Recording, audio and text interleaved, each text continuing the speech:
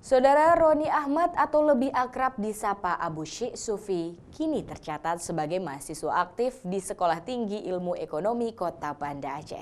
Mantan kombatan Gerakan Aceh Merdeka jebolan Tripoli Swedia ini menjadi mahasiswa aktif sejak tahun 2015 lalu.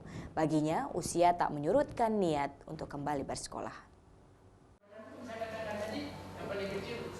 Kali ini Abu Syik maju sebagai calon Bupati Pidi bersama pasangannya Fadullah TM Daud pada Pilkada 2017. Dia dituding tentang keabsahan ijazah yang dia miliki tidak membuat Abu Syik untuk menyurutkan semangat belajar. Saban hari, dia tetap menekuni mata kuliah pengantar hukum dan etika bisnis pada jurusan manajemen STIS Banda Aceh.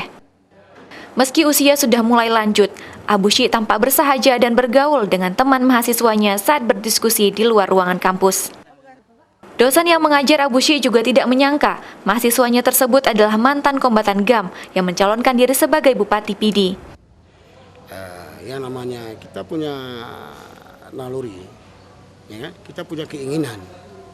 Jadi dari kecil sampai tua itu mungkin kalau kita punya minat, ya itu lebih bagus.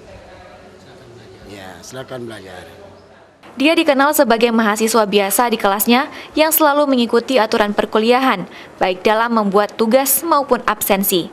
Enggak tahu saya, enggak tahu sama sekali. Hanya sini kami anggap dia sebagai mahasiswa.